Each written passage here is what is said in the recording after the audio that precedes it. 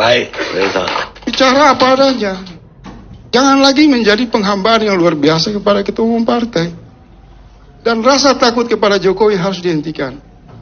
Karena waktu akan menggulingkan dia dan menurunkan dia pada tahun 2024. Baik. Catat itu. Dia sudah tidak menjadi sesuatu yang penting. Cukup. Terima kasih Bang Karni. Yang sudah pasti kalau perebutan cinta antara Prabowo dengan Jokowi, Ganjar dengan Jokowi, yang paling cemburu itu Ibu Megawati. Yang paling apa? Cemburu. Kenapa? Ya karena belakangan ini kita lihat ada reaksi kecemburuan yang luar biasa. Cemburu soal cinta tikus-tikusan di lingkaran istana itu yang tidak jelas. Artinya bagi-bagi cinta itu Ibu Mega Ya. cemburu.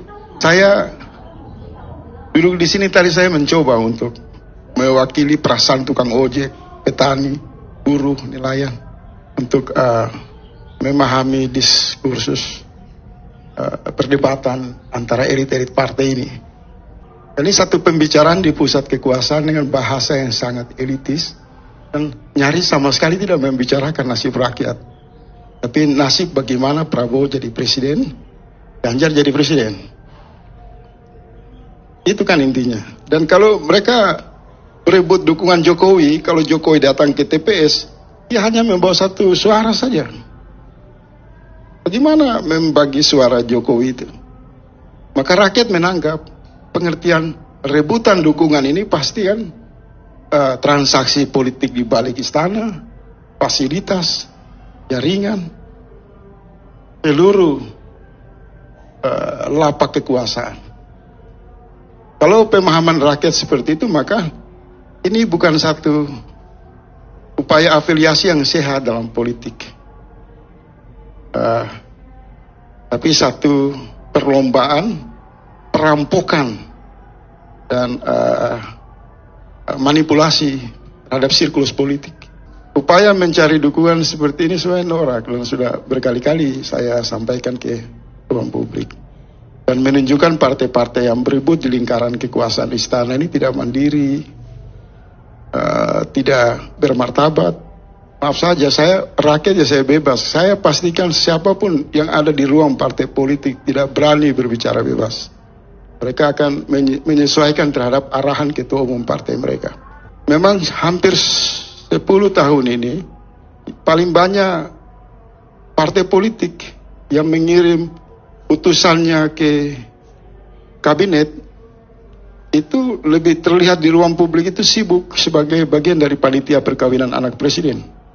Dari satu anak presiden yang kedua, dan anak presiden yang terakhir. Berebut di sana menjadi panitia, berebut di sana mencari muka dengan presiden. Dan kemudian efeknya sekarang kan, efeknya udah puncak ini. Setelah semua itu dilakukan, mereka menagih dari Pak Jokowi. Semuanya kita sudah lakukan yang terbaik kepada Anda. Sekarang dong, timbal baliknya, Anda memberi dukungan kepada misal saya Prabowo atau Ganjar. Tapi ada bahasa yang menarik dari beberapa politisi yang masih idealis mengatakan apabila Jokowi secara terang-terangan berani memberikan dukungan kepada salah satu calon presiden, maka ini adalah pelanggaran konstitusi. Presiden harus netral sebagai kepala negara. Lantas apa yang dimainkan oleh presiden? Ini tikus-tikusan. Ini gerak dan isyarat yang menjebak, memberi imajinasi. Bisa saja harapan palsu kepada Ganjar dan kepada Prabowo terus menerus sampai matang rakyat melihat. Bisa saja seperti itu.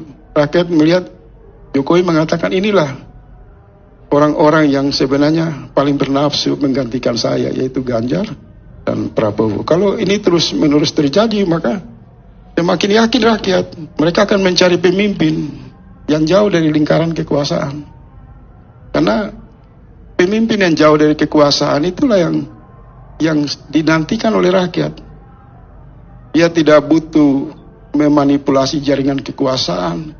Dia tidak butuh mendapatkan fasilitas negara. Dia tidak butuh isyarat, simbol, sinyal dari kekuasaan untuk mendukung dia, tapi yang dia butuh adalah persenyawaan pikirannya dengan rakyat.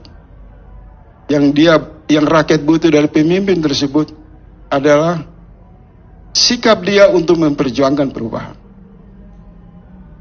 Maka sudah otomatis kalau kita melihat pada kondisi realitas jelang Pilpres, memang banyak forum sering menghadirkan perbadutan politik dengan perbincangan-perbincangan ngerumpi, perbincangan tidak visioner yang menghadirkan tarik-menarik Ganjar dan Prabowo. Tapi di forum lain, kita juga harus berbesar hati untuk melihat terjadi akselerasi, konsolidasi antara Anies Baswedan dengan kekuatan-kekuatan elemen yang menghendaki perubahan. Dan itu gelombangnya makin Jadi yang besar. ada maksud jauh dari kekuasaan itu Anies Baswedan. Pasti. Itu realitas, bukan menurut saya. Semakin berebut Prabowo dengan Jokowi, Ganjar dengan Jokowi, maka di panggung yang paling sangat dilihat oleh rakyat itu Anies Baswedan. Di daerah-daerah terjadi gelombang dukungan yang luar biasa. Nah ini menurut saya, Ganjar Anies. kalau itu kan wacana, bisa saja kita bikin dalam bentuk apalah. Fahri Hamzah dengan Anies, Anies dengan Pak Karni Ilyas. Itu kan biasa saja. Rakyat nggak tertarik seperti itu. Tapi saya sedikit begini Pak Karni.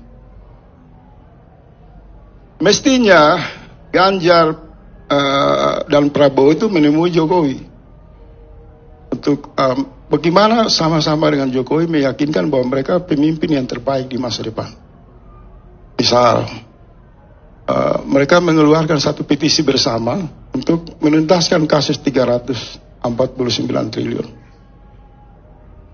Kalau Prabowo dan Ganjar melakukan itu dengan Jokowi, saya kira akan sehat ini demokrasi. Tapi kalau mondar-mandir kemudian pendukungnya hanya curhat, gosip, soal spanduk, soal baleho, soal gerak-gerik, ini mundur sebenarnya. Sebagai rakyat saya lihat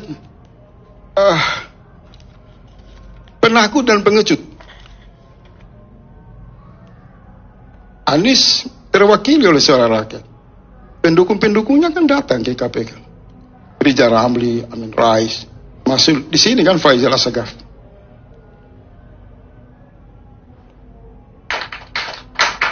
Dan Pak Anies menjawab bahwa praktek kekuasaan ini dibajak dalam perilaku mafia. Ini telanjang di ruang publik.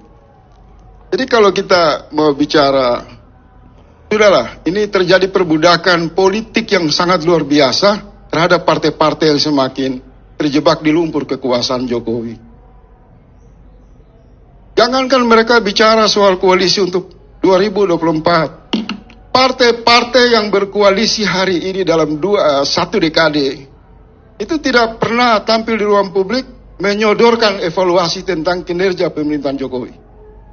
Tidak pernah ada permohonan maaf bersama dari partai koalisi di lingkaran Pak Jokowi untuk mengatakan bahwa demokrasi ini amburadul, bahwa tatanan bernegara semakin memasuki kecemasan rakyat. Minimal ada penyampaian moral. Tapi karena terlalu banyak investasi kejahatan dan semakin gelapnya kekuasaan, maka cara untuk menutupi itu semua diperlukan sandiwara yang tadi dijelaskan itu. Dari satu skenario, bicara soal baleho, bicara soal nanti Prabowo naik mobil, nanti Ganjar turun di sawah.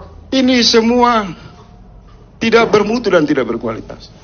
Dan kalau saya mau tanya semua di sini, ruangan sini, kalau kita mau bicara dengan hati nurani kita, sebenarnya bahasa-bahasa yang memuji Ganjar dan Prabowo itu hanya membunyikan kata-kata tanpa makna di ruang publik. Hanya dalam rangka menjaga perasaan, kepentingan ketua umum partai. Karena yang duduk di sini tidak bisa memutuskan keinginan yang sudah ditetapkan oleh Ibu Megawati, sudah ditetapkan oleh Erlangga, sudah ditetapkan oleh Prabowo. Berani. Maka terjadi bahasa-bahasa penyesuaian. Sudahlah, kita perlu untuk Indonesia ke depan yang lebih bagus, harus dimulai dengan bicara yang jujur. Baik. Jujur. Baik, Reza. Bicara apa adanya. Jangan lagi menjadi penghambaan yang luar biasa kepada ketua umum partai. Dan rasa takut kepada Jokowi harus dihentikan. Karena waktu akan menggulingkan dia dan menurunkan dia pada tahun 2024. Baik, Catat itu. Dia sudah tidak menjadi sesuatu yang penting.